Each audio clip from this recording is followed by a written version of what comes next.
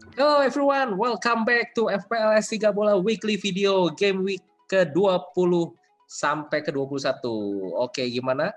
Kita record ini itu sebelum Spurs dan Liverpool main ya di Game Week 20. Jadi kita masih nunggu-nunggu Son Kane apakah bisa membuahkan hasil atau ternyata salah pecah telur. Oke, kita di video ini kita akan bahas Game Week 20 review. Lalu kita juga akan bahas Q&A, di mana banyak yang nanya nih ternyata bagaimana dengan Leeds aset ya, aset Leeds United nih, apakah masih keep atau enggak? Dan kita tahu yang paling ditanya itu adalah Bamford sebenarnya, karena sudah sering blank. Nanti juga kita akan ada untuk captaincy option, di mana kita akan coba bahas, karena lagi-lagi ada yang gagal kaptennya. Tapi jangan khawatir, Evan, karena gagalmu ini bersama dengan 2,8 juta ya. 2,8 juta manajer yang lain. Dan tentunya di akhir kita akan ada planning game week 2021. Oke. Jadi si Evan kok diam aja, Van? Woi. Itu masih. Ada dua. Dua dong, kembar saya. Ini Mbah. Saya kenalkan ini Mbah namanya. Oh, itu. Menunjukkan mukanya. Oke. Hilang tuh. Lihat, hilang langsung. Oke. Ya, next. Oke, guys. Game Week 21 deadline tanggal 30 Januari jam 6 sore waktu Indonesia Barat ya. Jadi jangan lupa karena ini mepet ya ternyata ya. Ini mepet. Masih masuk bulan Januari hitungan skornya. Betul, masih masuk Januari. Jadi buat teman-teman yang di S3 Bully masih ada satu game week lagi.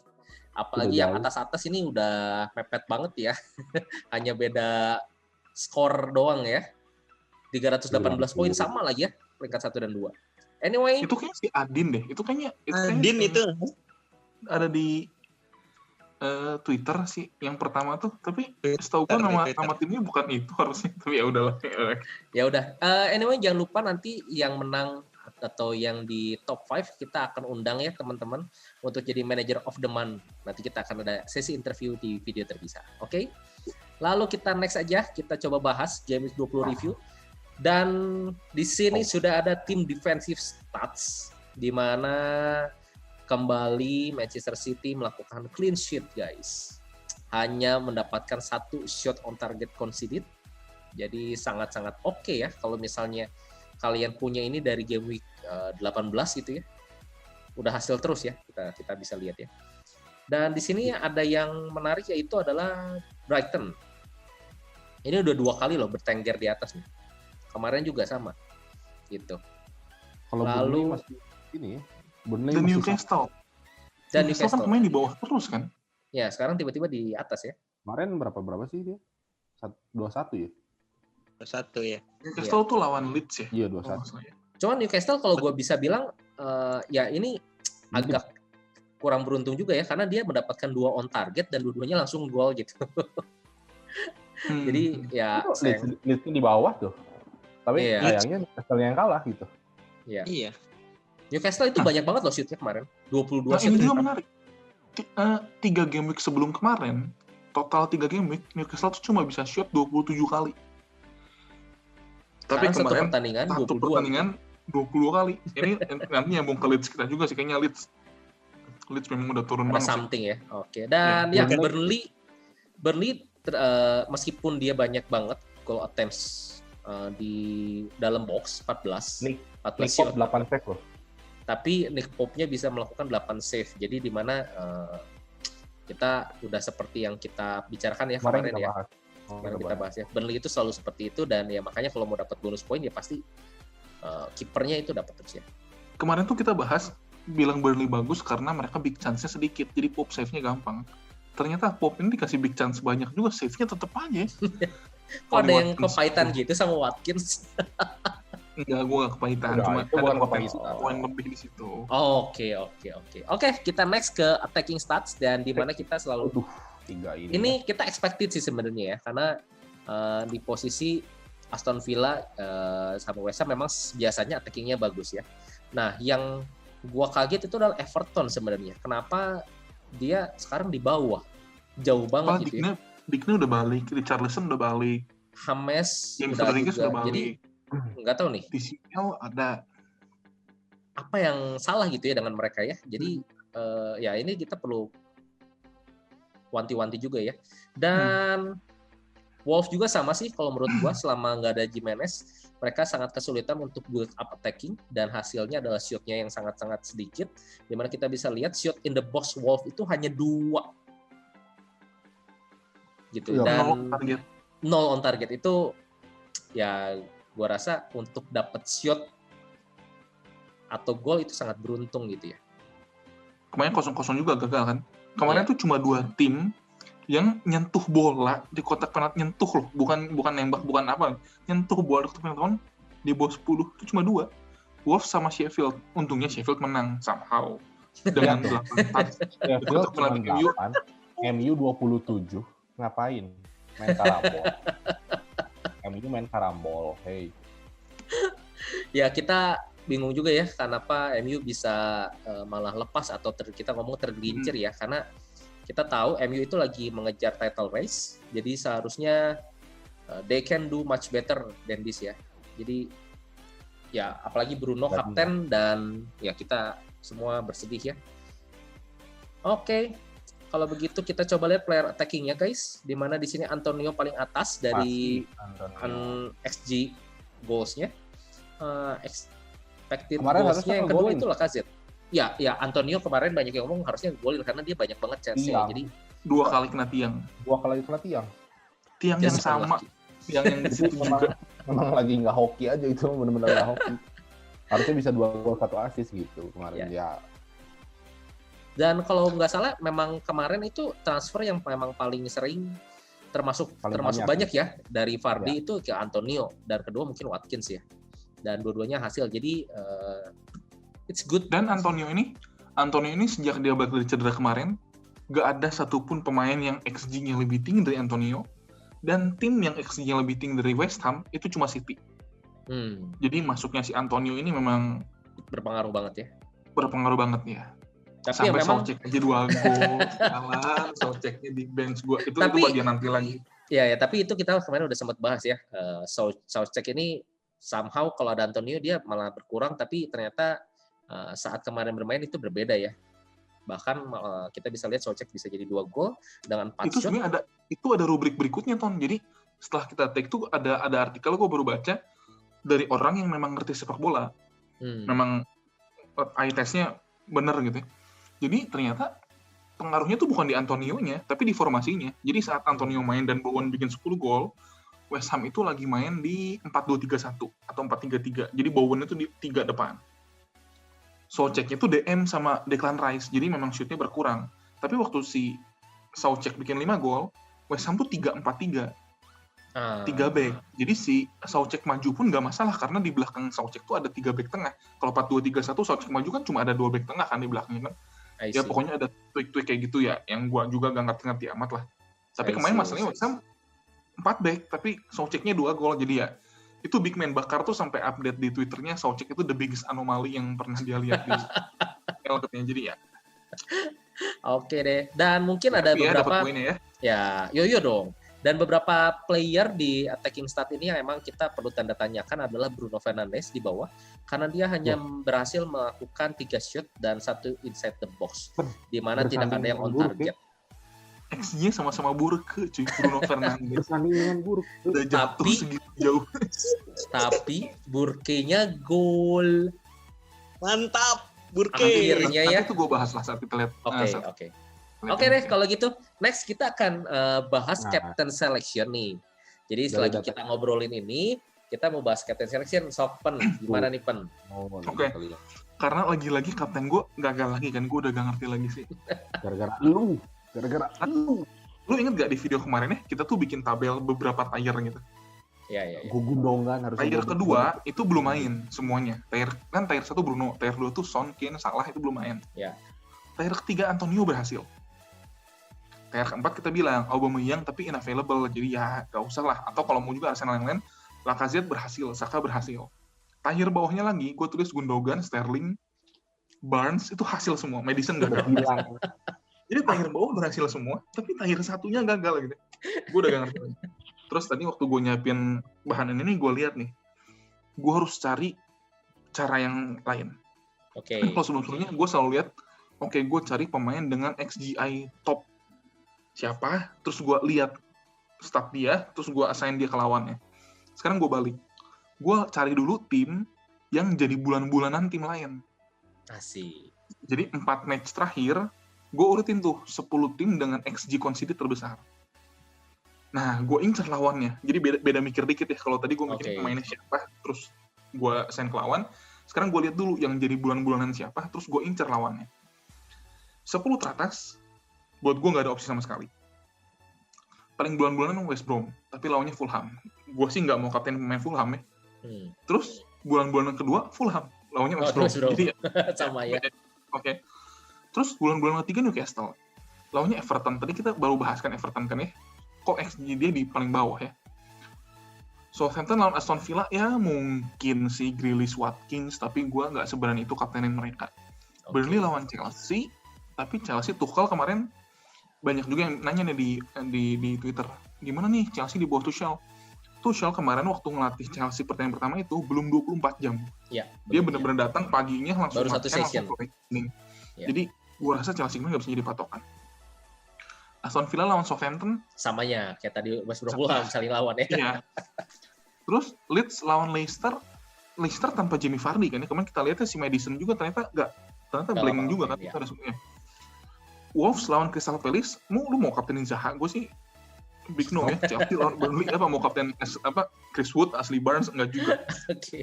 Jadi dari 10 tim bulan-bulanan ini ternyata nggak ada satu orang pun yang bisa gue temui. Akhirnya gue cari cara lain. Nah, ini gue nemu ada grafik di kanannya, ini agak berlebihan, tapi gue melakukan ini karena kapten gue gagal terus gitu ya. Di Twitter ada orang namanya TED Talks FPL. Kan biasa kan TED Talks, lu tau kan TED Talks? Iya, kan? iya. Nah, ada TED Talks FPL, dia pernah jadi bintang tamu juga di FF Scout.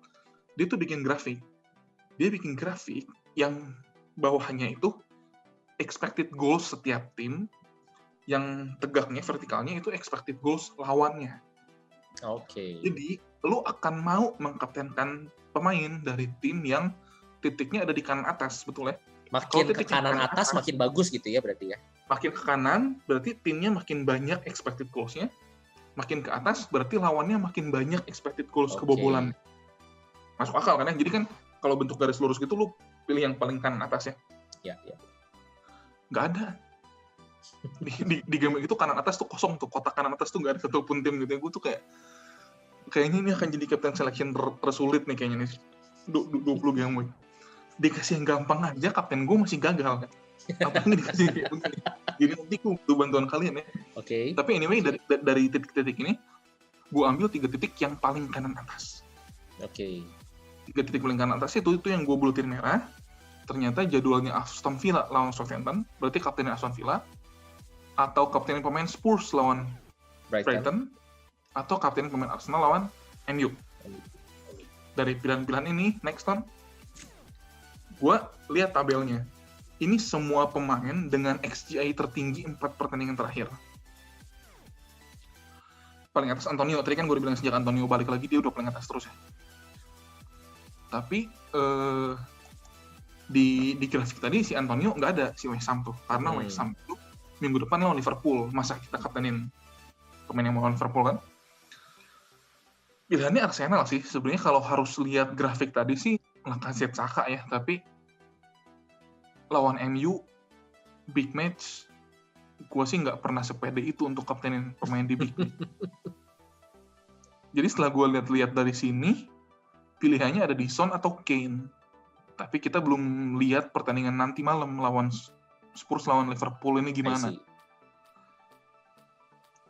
Dari 3 tadi kan ada Aston Villa juga, di situ ada Watkins juga ya, di paling bawah ada Grealish juga, tapi Villa baru kalah 3-2 dari Burnley. Jadi ya lagi-lagi di section ini kita tidak men-share-kan keputusannya apa, tapi ini cara berpikirnya yang gini, gue coba cara berpikir yang baru, dan ternyata game week ini susah banget cari kapten. Makanya gue mau tahu dari kalian bertiga gimana. Kalau gue sementara sih Kane sih, karena dari 3 titik tadi kayaknya pemain yang premium yang paling make sense untuk dikapten tuh Kane, bisa dapat penalti, bisa dan banyak lainnya. Kalian bertiga gimana kapten? Oke, Van gimana Van? Kalau dari gua mau ngasih kredit dulu buat Deden Arta, terima kasih buat mengingatkan. Baca komennya dong. Tapi Bang, Bruno Fernandes itu statnya lawan Sheffield selalu jelek. Dua main, 0 gol 0 assist gitu ya. Padahal Evan udah ngomong gitu ya, dibales gitu ya. Waduh, kok saya jadi khawatir gitu ya. Nah. Dan kita di video terakhir bilang loh, Sheffield tuh orang berpikir Sheffield tuh jelek, tapi defensive statsnya lagi naik kan. Iya. Kita bilang kemarin, tapi ya. Ya itu kontranya di situ ya. Makanya Deden Arta, tolong komen lagi di bawah. Kita kapten kira-kira siapa ya. Kalau dari gue sih lebih memilih Son daripada Kane. Oke, jadi tetap Spurs ya lu ya. Spurs, tapi ya kalaupun City karena basicnya kita merendahkan Sheffield ya. Sorry. Harusnya ada di Sterling, Gundogan atau Mahrez. Oke, jadi lo belum trauma ya dengan Kapten Bruno gagal lawan Sheffield, jadi mau kaptenin pemain City juga gitu ya? Itu mah memang MU-nya aja aneh. Oke. Terus yang ini cukup menarik soal MU, Evan ngomong soal MU, lihat di sana ada Bruno Fernandes sih. Expected goals involved-nya 2,36. Tapi golnya 0, asisnya 0, 4 pertandingan terakhir. Sedangkan shot dia yang big chance cuma 1. Jadi artinya apa? Expected assist dia itu lebih besar daripada expected goals. Ya. Makanya chance created dia 7 kan. Jadi sebenarnya Bruno belum return, itu mungkin bukan cuma salah dia, tapi temannya yang diumpan sama dia, itu finishingnya kurang bagus. Mungkin kurang lebih gitu kalau kita... Ya kalau kita lihat ya. Iya. Oke. Zo? Halo. Wah, bengong dia mah. Nge-lag, Nge-lag ya? Gimana Zo, kapten lu? Sterling lagi. Udah hasil mah jadi ketagihan. Tapi pengen Lacazette juga. Oh iya, karena lu punya ya. Jadi oke juga ya sebenarnya Lacazette dari statistik ya. Karena di versinya kelihatannya jelek. Sebenarnya kalau lu cuma lihat statistik dan lu tutup mata ya lu gak mau dapat masukan apapun lagi dari yang lain nih. Lu lihat aja dari atas gitu ya. Tapi kan kita main FPL kan nggak cuma baca kertas sudah gitu main kan, ada banyak cara. Tapi si Evan bilang Son ini kok gue jadi tergoda juga ya. Udah bilang Son itu 2 kalinya. Please jangan. Chance kita itu lebih banyak. Anyway, kapten gue selection kayaknya gue juga sama sih dari Spurs, cuman gue lebih milih Kane gitu. Nah, sama Tony aja nggak apa-apa sama. Jadi kenapa alasan gue milih Kane?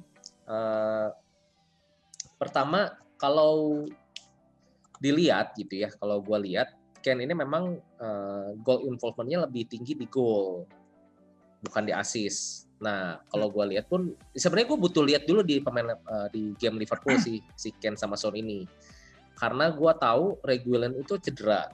Nah, di pertandingan Brighton di game week 7, Spurs itu menang 2-1 dan Kane gol, Bell gol, asisnya Reguilon. Jadi kalau dilihat sih dari history, Kane ini masih punya experience untuk gol ya di lawan Brighton. Cuman kita perlu lihat juga ya untuk hasil lawan Liverpool nih. Ini data-data Deden Arta gitu ya. Kalau mau sedikit halu, gue tetap akan Bruno sebenarnya. Arsenal Liverpool 8-2 mungkin terjadi lagi. Guys, gue baru cek satu data lagi.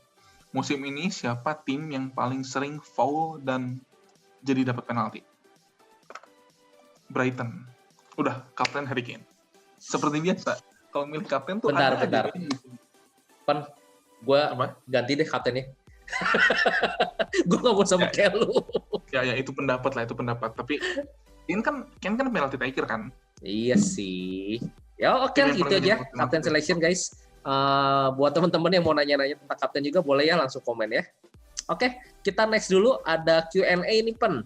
Waduh, bahas dong ini dong. Iya. Pertanyaannya banyak nih. Nah itu Ton, yang paling atas tuh Adin Islami itu yang tadi Manager of the Month Januari sementara. Ya anyway ini nanya tahan atau jual nih Bamford nih Leeds, terus itu one step FPL tuh Mas Fatah Fajar Nur Fatah Itu kalau Chuck Juris itu manajer FPL terhebat Indonesia nomor 1 sepanjang waktu, One Step FPL nomor 7. Main FPL 5 musim, gak pernah keluar dari 50.000 besar ranking. Masuk 50.000 besar tuh. Kita masuk aja belum. terus dia nanya kita gitu kan, aduh. Anyway ya itu terus ada Mifan sama Mas Mukhlis ya. Intinya Leeds, Bamford, dan pertimbangannya gini loh kalau Bamford tuh. Bamford agak susah dijual karena banyak orang yang beli Bamford itu waktu harganya masih murah. Wah. Ya. Jadi kalau sekarang dijual, selling price-nya kan jauh banget dari current price yang sekarang kan. Jadi kalau lu mau beli lagi nanti tuh, lu akan ngerasa rugi banget, lu akan harus bayar lebih. Gitu. Jadi kalau lu mau jual sekarang harus yakin banget jual. Dan fixtures-nya Leeds tuh di bawah. Gak ada yang hijau 5 game ke depan. Ya walaupun gue bisa bilang lawan Crystal Palace di home itu harusnya gampang lah ya. Tapi Leicester, Everton, Arsenal, Wolves di atas kertas sih nggak gampang. Nah, coba maju dikit kan.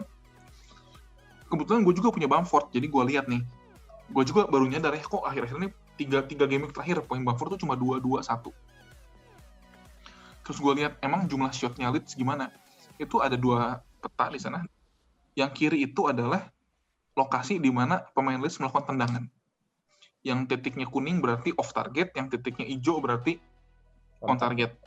Kita bisa lihatnya itu ya, shoot-nya Leeds tuh banyak banget. 1, banyak banget. Dan 2, di sekitar kotak penalti banget. Nggak yang tiba-tiba long shoot dari mana atau dari pinggir. Itu dari dalam 6 yard box aja banyak banget. Dan kalau sampai 6 yard box berarti kan harusnya yang dapat si Bamford ya. Nah yang kanan itu shoot location Leeds di 2 pertandingan terakhir. Nggak ada satupun shot dari 6 yard box.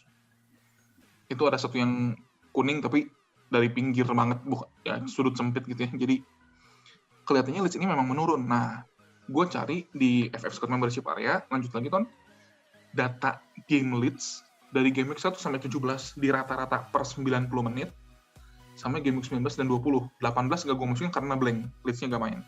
Karena kalau tadi lihat shot location kan, ya iya lebih banyak, toh itu main 18 kali, yang ini cuma 2 kali gitu ya. Jadi ini gue rata-ratain per 90 menit. Tabel yang selnya warna hijau itu berarti lebih bagus, yang selnya warna merah berarti itu lebih jelek. Nah kalau kita lihat ya, goal Leeds tadinya 1,8 per pertandingan, turun jadi 1 per pertandingan. XG-nya turun dari 1,7 jadi setengah. Goal attempts-nya tadinya 1 pertandingan Leeds tuh nembak 15,2 kali, sekarang jadi cuma 8 kali. On targetnya secara turun. Overall kita lihat semua kiri itu hijau, semua yang kanan merah gitu ya, turun semua ya. Dan yang bahaya adalah kuantitasnya turun, jumlahnya turun, dan juga, kualitasnya ya? pun turun. Karena shot akurasinya turunnya lumayan, 10%. Terus gue lihat nih, ini apa nih yang menyebabkan ini gitu ya.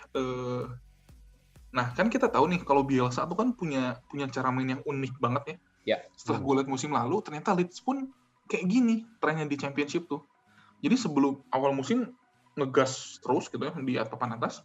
Sebelum season break apa sih musim lalu istilahnya yang karena COVID itu loh, terus ada nge-break dulu sementara itu water break menuju break itu Leeds tuh turun performanya. Mungkin karena gas pemainnya si Leeds tuh udah kecapean kan. Leeds tuh high pressing cara mainnya high pressing ya. I see. Nah terus setelah seasonnya continue lagi kan pemainnya udah istirahat panjang tuh, mereka ngegas lagi, jadi mereka bisa naik ke Premier League tuh karena itu. Makanya kemarin ada komentator di mana di Bein Sport atau di mana gitu, di BBC Sport, yang bilang Leeds ini kalau tahun lalu gak ada COVID belum tentu bisa naik nih karena harus maintain terus cara main kayak begitu. Nah, tapi gue lihat ya ternyata possession Leeds itu kalau kita lihat tabel bawah yang baris pertama, ini gila sih Leeds itu. Per pertandingan rata-rata possession sendiri tadinya 61,3%. Di 2 pertandingan terakhir itu naik jadi 63%. Jadi kan tidak terlihat seperti yang nurun ya, intensitasnya tetap ya. Tapi ternyata possession di opponent's half-nya, possession saat dia nyerangnya, justru turun. Tadinya tuh dari 61,3% rata-rata per pertandingan, 58,8% dia habisin di daerah dia nyerang. Sekarang dia punya posisi lebih banyak, tapi dia habisin di daerah menyerangnya lebih sedikit. Jadi kan itu salah satu indikasi lah kalau kata gue, backnya tuh udah capek, udah harus nyari ruang lagi, gelandangnya harus buka ruang lagi. Jadi back tengah, passing ke back tengah, passing lagi ke Ayling, ke Cooper gitu ya. Terus kita lihat juga posisinya naik nih, tapi semua metrik lain, touch di final third, touch di penalty area, jumlah passing sukses di area lawan itu semuanya turun.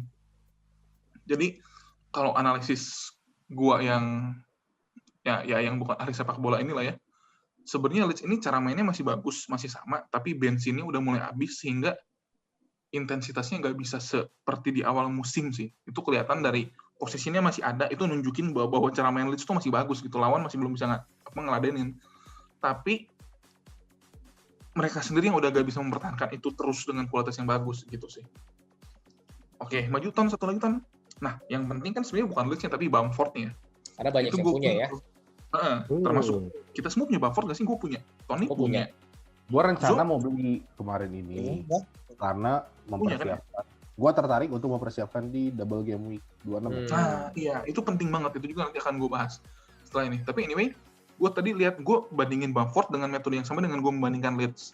Jadi gue bandingin Bamford dari game week 1 sampai 17 dan 19 sampai 20. Sebelum game week 18 ini, 1 sampai 17, Bamford tuh oke banget. Pemain harga 6, satu pertandingan nembak hampir 4 kali, on targetnya hampir 2 kali, satunya big chance. Itu bergen banget lah. Tapi ternyata 2 pertandingan terakhir, dia cuma punya 1 shot off target selesai. Gak ada gol, XG-nya 0,0, jadi 1 shot-nya itu cuma shot putus asa dari luar kotak penalti, hajar tendang ke gawang gitu ya. Off target. Ya sampel size-nya kecil sih. Tapi kan jadi khawatir ya. Nah, terus masalahnya gini, kalau kita bandingin sama striker lain yang harganya mirip Bamford, itu gue tadi di bawah ada tuh, itu last 2 match terakhir, jadi disamain sama Bamford. Ini kan 19-20 cuma 2 match ya. Antonio sama Watkins dengan harga yang lebih murah dari Bamford tuh sekarang 6,7. Expected plus-nya hampir 2 dua-duanya, dan dua-duanya juga 2 gol. Antonio juga 2. Dua-duanya 2 gol. Jadi bahkan mau pay Aaron Connolly gitu ya, itu tuh bisa lebih tinggi dari si Bamford itu. Jadi sebenarnya buat gue gini, Bamford jual atau enggak tergantung formasi. Kalau formasinya 3-5-2, cuma pakai 2 striker, buat gue 2 striker utama sekarang paling penting adalah Harry Kane sama Antonio. Di bawah itu pun menurut gue Watkins. Bamford ini di bawahnya lagi. Nah, kalau 3-5-2 dan lu masih punya Bamford, mungkin saatnya dijual. Tapi kalau 3-4-3 dan lu punya masalah lain di tim lu, ya buat gue beresin dulu ya. Bamford ini dari tadi kan gue jelasin yang jelek-jeleknya terus ya. Bamford itu punya satu kelebihan sebenarnya dibanding Antonio. Yaitu di game week 26, dia tuh sangat mungkin double game week. Jadi, kan kita sama-sama udah tahu ya, 26 tuh bakal double game week kan ya. Antonio, West Ham, di game week 26 itu bisa double game week dengan syarat. Jadi, West Ham itu bakal lawan Arsenal di 29. Nah, kalau dia mau main di 26, berarti kan di 29-nya dia harus blank nih. Kalau di 29-nya blank, berarti dia harus lolos FA Cup. Nah, jadi satu-satunya cara West Ham itu double game week adalah dia harus menang lawan MU di FA Cup. Berat buat gua. Ya gitu ya. Sedangkan Leeds itu udah keluar dari FA Cup kan? Kemarin udah kalah udah kalah sama tim papan bawah, tim liga bawah. Ya. Nah, tinggal nunggu lawannya. Kemungkinan Leeds double di 26 itu kalau Sheffield menang lawan Bristol. Ya buat gue lawan Bristol, Sheffield bisa menang lah. Kalaupun Sheffield gagal menang lawan Bristol, kalau Tottenham menang lawan Everton, Leeds tetap double. Kalaupun Tottenham gagal menang lawan Everton, kalau Southampton menang lawan Wolves, Leeds tetap double. Jadi kemungkinan Leeds double tuh jauh lebih besar daripada Antonio. Nah, jadi kalau kata gue gini, kalau lu gak mau pakai wildcard nih, Bamford tuh masih boleh ditahan lah. Karena masih bakal lawan Palace dan ada double di 26. Tapi kalau lu memang mau pakai wildcard menuju 26 gitu ya, sekarang Bamford buang aja. Kalau kata gue sih gitu. Nah, Tony sama Zoni yang punya Bamford, kalian gimana ya? Kalau gue sih, ya nanti di planning gue akan omongin sih. Ya oke. Kalau gitu kita lanjut ke planning aja. Sekarang kita omongin gimana. Apakah Bamford akan kita jual atau enggak. Oke. Next, kita ke planning. Oke, Pan. Sekarang planning. Di game week 20 lu punya 60 poin, which is good kalau kata gua, karena Cancelo, Gundogan menghasilkan double digit ya. Di mana transfer lu juga Gundogan dan Watkins ya kalau nggak salah ya. Itu dua-duanya menghasilkan 20 poin dari transfer 2. Itu oke banget ya. Dilihat Udah daripada bilang makasih dulu. Watkins. Watkins saran Evan ya. Bruno 4 poin karena kapten gagal ya udahlah ya. Cuman yang menarik adalah Soucek Pen di bench lu Pen. Gimana Pen? Why? Bad call. Kenapa ada yang nanya gue juga gini. Itu Burke juga gol kan ya? Iya, anaklah tidak ada. Jauh di dalam. Dipakai nggak ngasilin. Kalau kalian nanya ke gue, apakah gue menyesal mencadangkan Burke? Tidak. Tapi apakah gue menyesal mencadangkan Soucek? Iya. Kenapa? Dua-duanya hasil. Bahkan Burke tuh mungkin kalau gue pasang lebih pembeda daripada Soucek, betul kan ya? Kan? Iya. Ownership Burke siapa sih yang punya Burke di dunia ini selain gue? Iya, benar. Gak tau lah. Tapi gini, kalau game ini diulang lagi, gue akan tetap mencadangkan Burke. Game ini diulang dan gue gak tahu hasilnya sama sekali. Oke? Gue akan tetap mencadangkan Burke. Kenapa? Karena Sheffield lawan MU sampai kapanpun kalau gue punya Sheffield gue cadangin. Ya mungkin kecuali kalau Mikel ngambil penalti gitu ya, atau yang bilang gitu. Tapi Soucek ini gini, sampai H-2 gue memutuskan line up, gue tuh udah research, gue tuh udah bingung. Gue masang Soval atau Soucek. Karena gue cari-cari, lebih besar kemungkinan Soval clean sheet daripada Soucek goal. I see. Gue udah cari tuh expected goals-nya Crystal Palace tuh berapa, ini Soval bakal clean sheet. Jadi gue kayak game kemarin milih kapten, gue nyusun pro dan kontra keputusan. Kalau gue mainin Soval, pro-nya adalah attack Crystal Palace jelek banget. Iya. Kontranya nggak ada. West Ham nggak ada yang cedera, full Fabianski main, Soval asisnya menjanjikan, semuanya pro.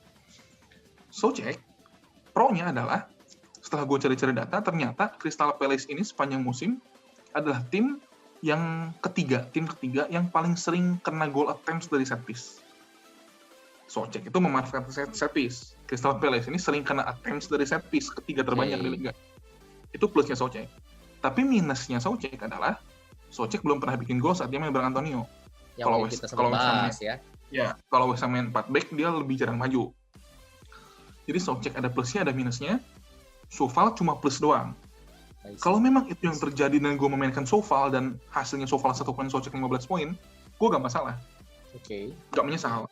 Tapi H-1 di press conference, Roy Hodgson itu bilang, Zaha udah bisa main lagi. Harusnya kalau gue cukup beradaptasi dan gue cukup nggak terlalu kaku dengan apa yang gue tulis di kertas gitu ya. Zaha main lagi itu tuh jadi poin negatif buat Soval. I see. Sehingga jadi Soval sama satu-satu ya, 50-50. seimbang ya. Satu pro satu kontra, betul ya. Kalau gue memutuskan antara back dan penyerang 50-50, gue pasti ngambilnya yang mid atau forward. Harusnya begitu. I see. Cuma karena gue tidak memasukkan pertimbangan Zaha ini ke dalam, gue pakai Soval. Itu yang gue sebut bad call. Tapi kalau gue mencanangkan Burke, itu bukan bad call. Tapi hasilnya, Burke-nya gol. Somehow di Burke ini, gak pernah gol, tapi somehow golnya lain gitu. Soucek ini susah banget sih. Soucek ini fourth mid gue. Formasi, susunan pemain gue, ini sangat fleksibel. Bisa 4-4-2. Kalau 4-4-2 berarti salah satu Wilson atau Bamfordnya cadangan, Souceknya masuk. Bisa 3-4-3, kalau 3-4-3 berarti Soval keluar, Soucek masuk. Bisa 4-3-3 kayak begini sekarang. Jadi bisa berubah-ubah.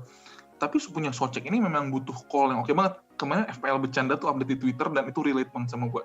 Setiap kali si Soucek gue taruh di bench, dia hasil 2 digit. Setiap si Soucek ini gue masukin, dia blank. Selalu kayak gitu dari awal gue beli sampai sekarang. Ya, jadi itu memang sama kayak kutukan kiper gua lah. Main kartunya lebih gede gitu. Ya, maksud gue gini, di satu sisi luck itu memang bermain. Tapi di satu sisi pengambilan keputusan gue mingguin dengan mencadangkan Soucek itu bad call. Tapi ya gue gak akan protes karena gue beli Gundogan 14, gue beli Cancelo 17. Dan gue bersyukur banget nih, gue tuh beli Watkins seminggu lalu tuh gue bingung antara gue tadinya mau beli Antonio tuh buat short term bagus banget lah, itu gue pengen banget. Tapi di double game 26, dia tuh berat. kemungkinan nggak double. Sedangkan Watkins ini utang Aston Villa pertandingan kan banyak kan. Tadinya nggak kepengen Watkins, kita lagi chat di WhatsApp aja, Evan tau bilang Watkins. Oh iya bener juga. Gue banding-banding, gue gambling nih. Gue berharap dari 21 sampai 25, Watkins tuh bisa outscore Antonio.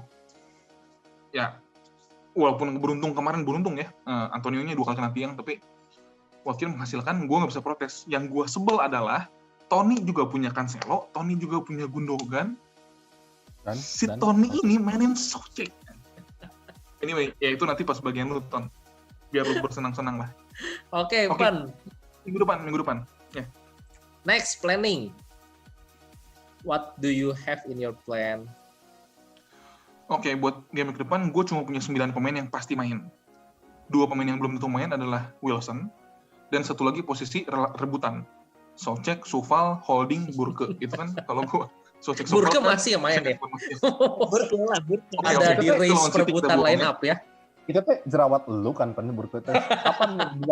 Kapan mau dipecahin nih kira-kira? Gini, selama Burke masih jadi fifth midfield gue dan gue nggak pakai 5 gelandang, gue biarin Burke ada di sana. Nice. Burke baru akan gue jual kalau gue akan berubah formasi jadi gue pakai 5 gelandang. Dari semua pemain 4 tadi, Soucek, Soufal, Holding, Burke, ya gue mainin Soucek, siapa tahu dia 2 gol lagi kan ya. Biasanya kalau begini blank ini. Tapi dibanding Soufal lawan Liverpool lawan Salah, terus Holding lawan Bruno Fernandes, terus gue pasang, mending gue pasang Soucek kan. Iya sih, setuju sih itu sih. Ya, si Wilson ini bakal gue jual ke Harry Kane. Karena Harry Kane ini buat gue, tadi kita udah bahas di kapten ya, minggu ini kan pemilihan kapten kayaknya bakal susah nih, lu pilih siapa juga nggak jelas. Harry Kane ini bisa jadi strong candidate banget untuk game 21 dan untuk game 23 dan untuk game 26 yang double. Gue tuh pengen punya triple Spurs. Jadi long term-nya ya ke sana ya.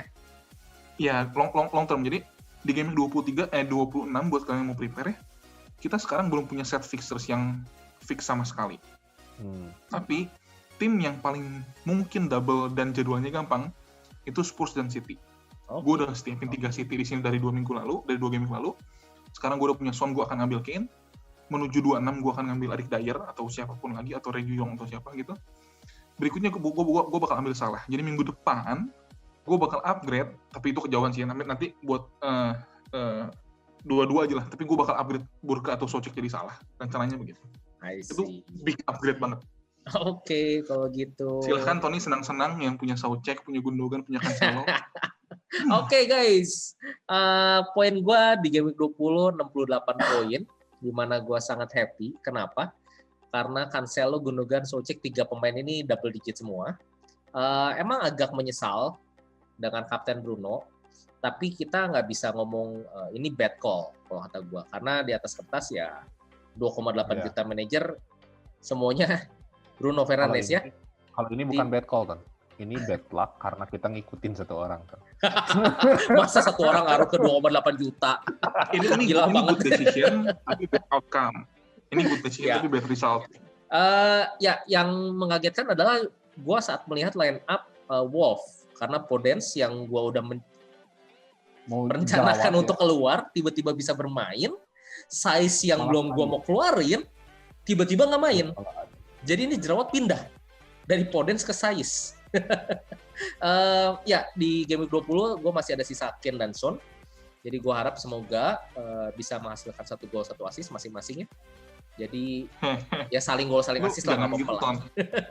Apapun yang terjadi malam ini, selama Son gak outscore semua pemain, gue turun rankingnya.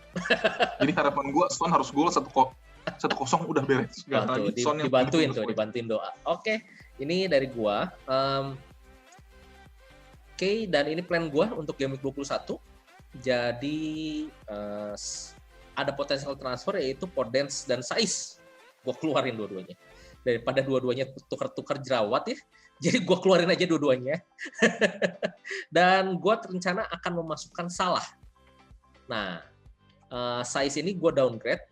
Cuman gue masih bingung antara gue ambil target Aston Villa atau gue ambil Burnley. Sebenarnya Burnley ini bukan gue ambil karena gol kemarin ya, karena memang gue udah planning gue punya Burnley untuk game week di 23 sampai 25. Gue pakai back Burnley. Itu lawan Brighton, lawan Crystal Palace dan lawan West Brom. Gitu. Jadi gue masih punya. Gue gak nge-spot tuh, ada ya peneli jadwal bagus gitu ya? Ya itu dari gue. Nah, lu ini minus 4 atau 2 free transfer? Enggak, gue 2 free transfer. Nah, problemnya adalah gue harus kalau gue mau masukin salah, gue harus melakukan 2 transfer ini. Jadi karena gue uangnya masih kurang 0,2 karena Podence turun. Jadi mau nggak mau ya gue harus nambah uang. Caranya adalah dari size. Nah, size tuh kemarin gue set 5,1. Benmi itu 4,9. Dapat tuh 0,2.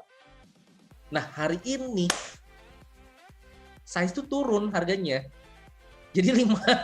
Jadi gue kalau gue transfer Mi, gue lupa tadi pagi atau kemarin. Jadi kalau gue melakukan transfer ke Benmi, itu gue tetap nggak bisa dapat salah. Problemnya di situ gue sekarang. Jadi ya ini gue masih belum tahu gue mau ngelakuin apa, tapi ya kemungkinan ini sih. Nanti kita tetap butuh cari tahu sampai ini ya kita kan saling koreksi ya. Salah satu tujuan S3 bola itu kan ya. Ya. Kalau gue lihat di tim lu, jerawat terbesar, kalau pakai istilah lu jerawat, tapi sebenarnya masalah terbesar gitu ya, itu bukan Podence dan saya sih. Masalah terbesar tuh Wilson dan Bamford gak sih? Nah, kenapa ini mau gue ngomong. Bamford, oke. Banyak yang ngomong mau buang karena Bamford itu udah jelek ya. Tapi sebenarnya gini loh, esensial dari Bamford, striker murah, yang memang akan jarang menghasilkan, bener nggak sih? Jadi mindsetnya tolong jangan dirubah kalau kata gue.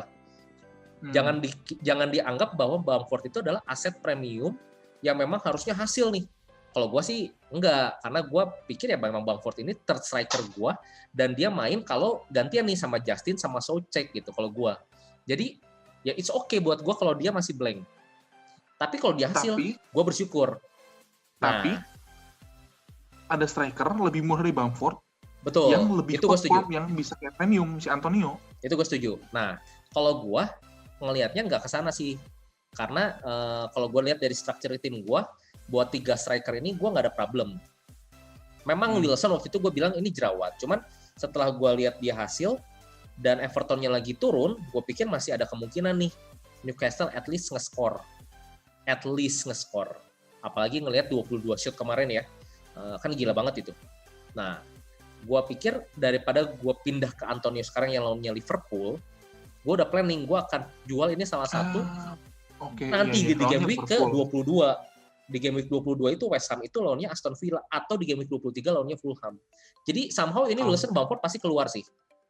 Dan akan pindah ke Antonio, akan pindah. Cuman mungkin nggak sekarang gitu, kalau gue. Nah, kenapa gue pengen salah? Karena gue pengen ahead the curve dulu. Gue punya Liverpool dulu, sebelum dia lawan Brighton di game week 22. Dan gue akan tetap keep salah ini sampai ke game week sekitar 27 atau 28. Iya. Begitu. Kan gue 22 baru mau masukin salah kan, jadi lu udah masukin salah dari 21. Betul. Lebih cepat sebenarnya. Gue takutnya naik lagi kan harganya, itu udah susah lagi buat gue ngejar gitu. Ya kalau lu kan punya banyak duit. Salah satu lagi, Ton. Mungkin lu akan mempertimbangkan masukin Justin, karena Leeds-nya tadi performanya udah turun banget, shot-nya turun jauh, Leicester clean sheet-nya banyak, ownership-nya tinggi, Justin. Oke juga salah sih sebenarnya. Salah satu bahan pemikiran lu satu hari ke depan lah. Ya bisa sih. Oke, itu aja Kapten Kane. Dan next Zo. Nah ini Zo ini seseorang yang mendapatkan keberuntungan dari anomalinya Soucek. Jadi kalau tadi satu orang kita Evan itu mencadangkan, sedangkan Zo ini malah masuk Souceknya. Zericinya nggak main ya. Oke ya teman. Ini sebelumnya sorry ya, gue ada kendala teknis jadi videonya nggak bisa nyala. Ini nanti mungkin di spot gue bisa ditaruh fotonya Matt Ritchie atau fotonya Soucek.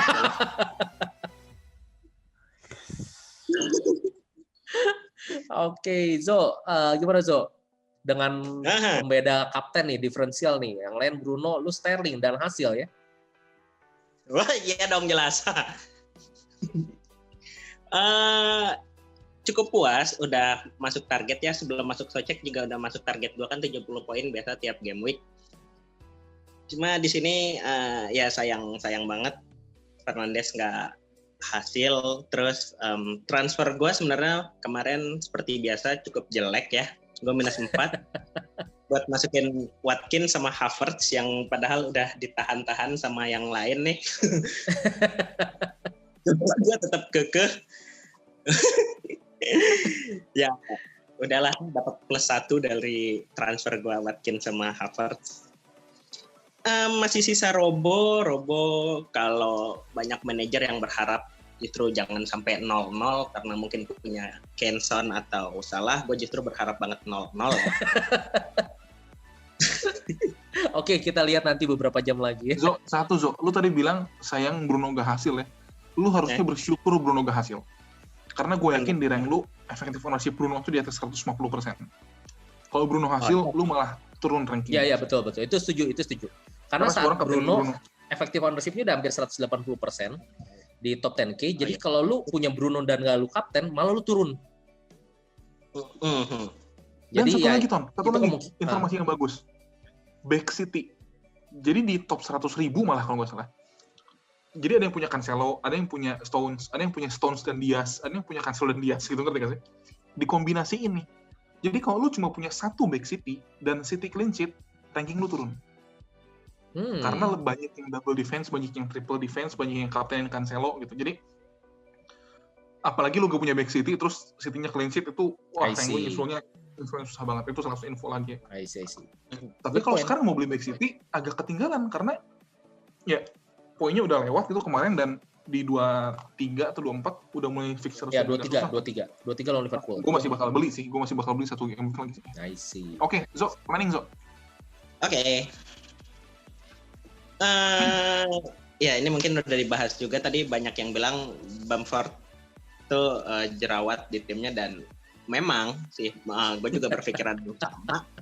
Bamford ini jerawat di tim gue sama aset-aset Newcastle sebenarnya, bukan cuma Wilson ya. Tolong, aset Newcastle itu jerawat semuanya. Jadi gue kemungkinan besar bakal ngeluarin salah satu atau malah dua-duanya lagi, belum tahu juga. Cuma lu punya berapa transfer, Jo? Punya berapa free transfer? 1 dong, gue selalu minus. Kalau mau 2. Kalau dilihat dari nama-nama pilihannya, mungkin gue akan melanjutkan tren negatif dalam transfer gue mungkin. Kalau ngeliat nama-nama potensial transfer in gue ya, ada Bobby buat gantiin Bamford, bisa Bobby atau Jesus. Buat gantiin Richie ada Barnes, James Rodriguez, Mahrez, Bernardo. Gue justru sama sekali nggak tertarik Gundogan sih, walaupun baru hasil juga, emang statsnya bagus. Apa ya? Gue rasa Gundogan soalnya nggak akan perform sebagus itu terus gitu. Lagian dengan rotasinya City mungkin di depan jadi Torres sama Mahrez. Setuju gue.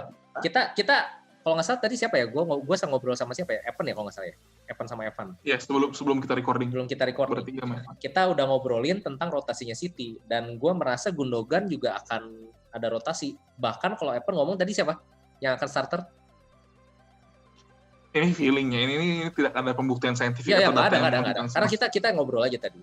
Iya, Mahrez sih. Feeling gue sekarang Mahrez saatnya melejit lagi sih. Ya, Mahrez. itu gue setuju. Itu gue setuju. Kenapa? Karena baru kemarin Mahrez mulai starter lagi. Dan Mahrez itu isi posisi striker Jesus. Dan bagus banget mainnya. Jadi bukan sayap lagi nih kemarin gitu. Kalau kita lihat kan Mahrez selalu di sayap kanan ya. Dan dia selalu do something shoot sempit juga di shoot lah pokoknya. Nah, ini posisinya dia lebih di tengah, berarti dia lebih siap menerima final product dari build up attack-nya City. Kalau gue sih merasa itu. Kalaupun dia bukan striker, mungkin aja sebenarnya dia siap kanan, tapi karena Cancelo back kanannya itu rajin banget bantu ke depan, sehingga dia nggak usah nyisir ke pinggir lagi karena udah diambil sama Cancelo, dia bisa. Betul. Itu kalau nggak salah ada di build up kemarin City. Saat Mahrez ke kanan, Cancelo itu malah masuk ke tengah. IMF. Ya kayak attacking midfield gitu ya. Bahkan di pergantian pemain pun Laporte masuk, Cancelo-nya jadi maju ya. Jadi gelandang. Tapi ya itu. Ya, lagi dilatih jadi Robben. Tapi ya itu, gue feeling Mahrez bakal bagus lagi, bakal melejit lagi. Tapi sebagai kita masing-masing punya gaya main, apakah gue berani? Duitnya gue pasti ada ya, duit gue banyak banget. Apakah gue berani transfer Mahrez? Ya kagak gitu ya. Apalagi dengan posisi lu punya 3 pemain ya. 3 pemain City lu harus ngeluarin 2 ya, berarti gue harus jual Gundogannya gitu kan. Ya nggak akan gitu ya. Tapi kalau Evan nih kan, Zo ini kan lebih Agresif ya. Apa ya? Lebih risk taker gitu kan. Ya. Gue nggak akan ngomong sekarang ini. Oke, so itu dari planning lu ya. Jadi ada Barnes, Iya. James, Mahrez, Bilva, dan Kapten Sterling ya. Sterling atau tadi baru kepikiran juga karena diomongin Lacazette mungkin menarik, apalagi tadi sebelum kita recording video ini ya sempat dikasih video juga cuplikan sama Ko Evan ya tentang defense-nya MU semalam ya lawan Sheffield. Gue kayak jadi yakin Lacazette. Zo, ada Sterling di home lawan Sheffield. Lu lebih mengutamakan Lacazette lawan MU, Zo. Ada Tapi Sterling kan, lawan Sheffield di home. Pan, balik lagi Pan. Menurut statistik kan tadi kan Lacazette itu di atas gitu. Jadi betul. Itu balik lagi ke call-nya manajer ya FPL ya, menggunakan insting naluri. Betul. Dan kemarin juga lawan Sheffield. Oke, next Evan. Aduh, Van. Gimana nih, Van? Gak gimana. Gue penyesalan gue tuh bukan Soucek ganti ke Rashford, karena kalau lo berpikir secara logis harusnya lawan Sheffield masa sih bego banget gitu mainnya. Nah itu tadi kan Evan sial gara-gara bench. Ini kalau kata gue double sial. Kenapa? Souceknya dijual, gantinya Rashfordnya nggak hasil ini. Iya. Ini lebih parah dari Evan ini. Maksudnya gue kalau memang logiknya planning gue kan memang gue pengen punya triple MU lawan Sheffield. Jadi memang 5 gelandang sih. Ya kan gue mainnya gelandang jelek Sheffield. Oke lah kita main. Nextnya gue bisa jual pemain MU gue satu ganti jadi Spurs kayak gitu segala macam. Ya siapa tahu tadi juga dibahas sama kita kan. Siapa yang ngebahas algoritmanya si Soucek? Salah satu anomali. Ya si Big Ben bakar itulah, si bakar itu. Ya kan paling aneh kan. Siapa yang nyangka gitu tiba-tiba 2 gol. Ya. Soucek gitu kan. Ya itu mah gue nggak menyesal gitu. Yang gue menyesal itu cuma satu sebenarnya. Gue ngomong kan. Wah, Pan, kenapa lu kaptenin Bruno? Tau gitu gue Gundogan ya. Gue akan Gundogan. Benar. Itu di video kemarin ya? Di video kemarin. Iya. Kenapa di video kemarin tuh gue bilang loh, apa kita kaptenin Cancelo aja? Ya itu gue gak nyesel karena gak akan gue lakukan sih. Anyway. Itu gue lakukan. Pan, tapi kalau gue lihat, ya ini cukup berhasil lah karena KDB lu transfer out Gundogan ya. Kan kayak itu mah karena memang kita udah lihat Foden sih. Gue Foden kayaknya bakal gue ganti sih. Tapi gue ngeliat Foden kemarin main di lawan West Brom sebenarnya not too bad karena dia ada big chance juga, ada shoot juga ya. Cuman memang nggak kebagian aja.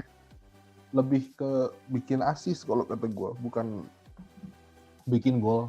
Kayak tempat orang buka ruang lah. Lu ke temboknya gitu, gue wantu ke tembok nih gitu, kayak gitu. Foden tuh kesini-sini.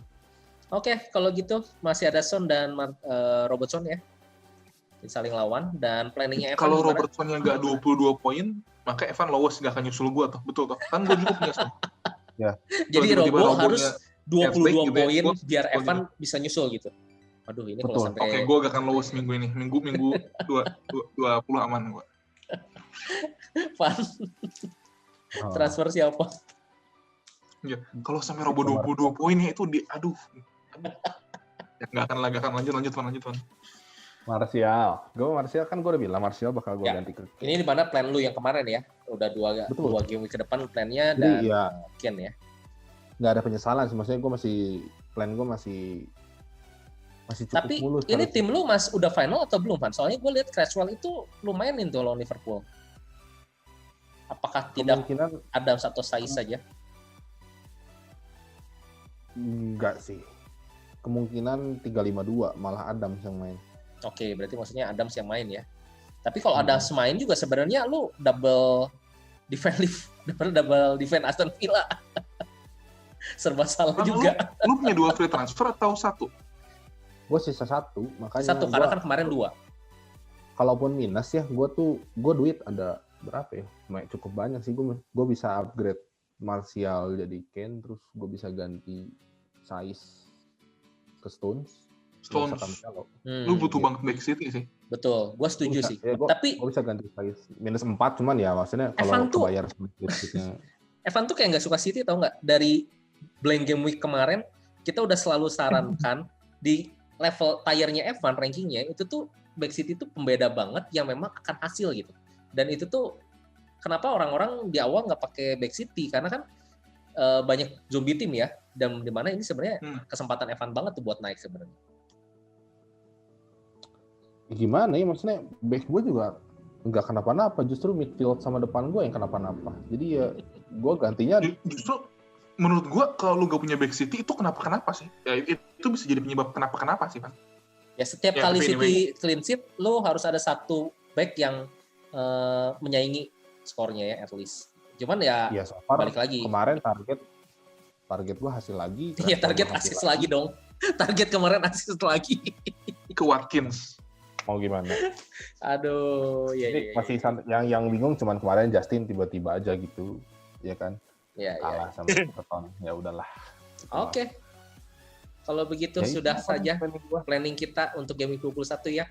Semoga banyak insight buat para viewer Pan dan Zo. Semoga kalian bisa memutuskan sesuatu yang lebih pasti lah. Yakin sama diri sendiri, bukan sama omongan orang.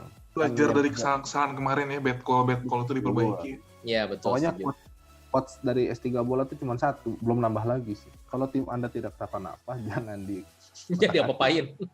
Jangan diapa-apain, udah. Socek jangan di bench. Jangan di bench. Tidak kenapa-napa, tapi diapa-apain tuh di otak Anda. Jadi jangan sama. Intinya kalian tidak akan menyesal kalau kalian like, comment, share, subscribe. Oke, bye-bye. See you. Bye-bye.